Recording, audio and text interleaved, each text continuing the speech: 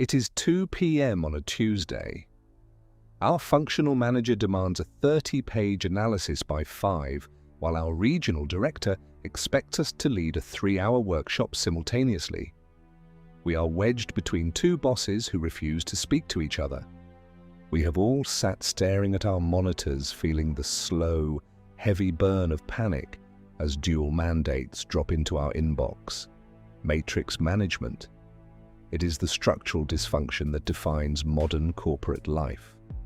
We are told we have a solid line boss and a dotted line boss to ensure fluid collaboration. But what we actually have is two entirely separate, self-interested chains of command pulling us in opposite directions. We sit there, heart rate spiking, trying to figure out how to bend time and physics to keep both directors happy, because the implicit threat is always present. If we drop the market analysis, the functional manager ruins our quarterly performance review. If we ditch the client workshop, the regional director puts us on a performance improvement plan. We are paralyzed. So what do? We turn to the standard survival guide. We do what human resources and corporate wellness seminars tell us to do. We try to manage upward. We overcommunicate our workload. We set up quick alignment meetings. We try to be the proactive diplomat, running back and forth between two fragile, competing egos, trying to broker a peace treaty just so we can do our jobs. That is the trap. The exact moment we try to facilitate alignment between our stakeholders, we lose. We are letting them outsource their leadership failures directly onto our shoulders. We are volunteering to absorb the fallout of their incompetence, and the reward for being the corporate peacekeeper is that we take the blame when the peace inevitably shatters. We do not get promoted for managing their conflict. We get crushed by it. But there is a structural weakness in this setup, a specific point of leverage we can exploit to turn their overlapping authority against them, shifting the burden of command right back where it belongs. We just need to stop playing the diplomat and start forcing the collision. To survive a matrixed hierarchy without burning out, we have to adopt a framework we will call the conflict collision. We stop trying to prevent the crash and instead steer them directly into each other. Rule 1. Refuse the middleman mantle. Psychologically, middle management expects us to act as the diplomatic intermediary. When they hand down conflicting directives, they assume we will absorb the stress of figuring it out.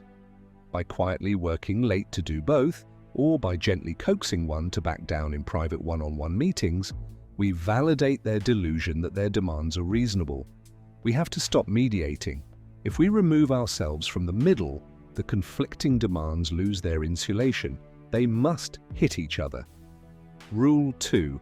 Isolate the contradiction. When two superiors give mutually exclusive orders, they usually do so in a vacuum. The functional boss does not care about the regional boss's workshop, and the regional boss does not care about the functional data analysis.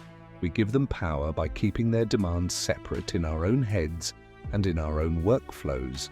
The moment we document the contradiction plainly in a shared space, we strip away their plausible deniability. We make it impossible for either of them to pretend the other's mandate does not exist. Rule 3. Freeze the execution. This is the hardest rule to internalize because corporate culture conditions us to show a relentless bias for action. We are trained to keep moving, to keep producing, to always be delivering value. But when caught in a crossfire, movement is professional suicide. Action implies agreement. If we start working on the analysis, we are implicitly defying the regional director. If we prep the workshop, we are defying the functional manager. Any action we take will be weaponized against us by the neglected party. The only safe move is total cessation of movement. We stop, we wait, we force them to spend their political capital deciding who wins. Here is the exact behavioral execution for these 3 rules. When that Tuesday afternoon paralysis hits, we do not set up a quick chat. We do not message them individually to negotiate timelines. We strip emotion completely out of the equation and we write a single email. We put both the regional director and the functional manager in the to line, not the CC line. The CC line implies they are just being informed of an update. The to line assigns direct, inescapable accountability. The email structure must be brutally objective. No apologies, no emotional language, no hedging, and absolutely no exclamation points. We write exactly this. Director A has mandated the delivery of the 30-page market analysis by end of day. Director B has mandated I lead the 3-hour client workshop this afternoon. Based on current bandwidth constraints, these directives are mutually exclusive. I will pause execution on both items until you jointly confirm which takes priority. Look at the mechanics of that phrasing. We did not ask them to understand our stress. We did not ask for a favor or an extension. We stated a structural reality. Before we get to the fallout of that email, let me ask a simple question. Have we ever been penalized for trying to appease 2 toxic bosses at once? Just drop a yes or no in the comments below. Now look at the boundary we just established in that email. I will pause execution. That is the freeze. We are not asking for permission to pause, we are notifying them that the pause has already happened. The ball is entirely in their court. We sit back and watch. We force them into an arena together and refuse to lift a finger until a victor emerges. Why does this counter move neutralize the trap so effectively? It exploits the very nature of corporate hierarchy and executive ego. Middle managers thrive on indirect conflict. They love asserting dominance downward, but they are absolutely terrified of lateral friction with their peers.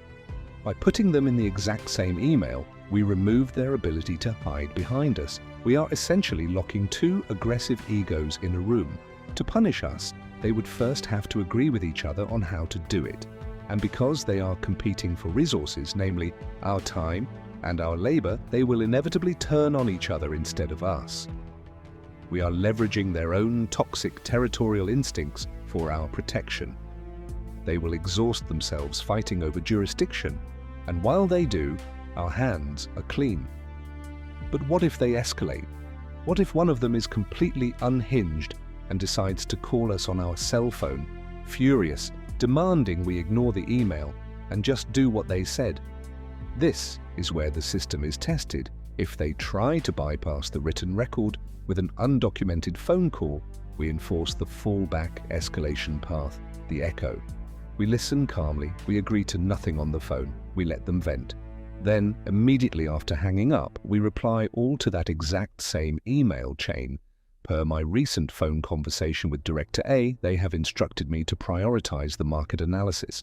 Director B, please confirm you are aligned with this reprioritization so I can begin execution. We drag them right back into the light. We never hold their secrets, we never accept verbal orders that contradict written ones, and we never absorb their crossfire. This is exactly the system Sun Tzu mapped out in The Art of War over 2,000 years ago. Force united enemies to separate or force them to fight each other. It survived empires, it will survive our performance review. We need to accept a very cold, unvarnished reality about the modern office. The company does not value our peace of mind, it values our output. If we prove we can bleed ourselves dry to cover up leadership's inability to communicate, they will simply give us more blood to spill. Our sanity is not a metric they track on any spreadsheet. Corporate structures are designed to consume infinite amounts of human effort. If we act as the mediator for their organizational dysfunction, we will eventually break, and they will simply hire someone else to absorb the blows. We have to defend our boundaries ourselves, ruthlessly and systematically. Stop absorbing their chaos. Subscribe to the channel and walk the ZenPath to claim your autonomy today.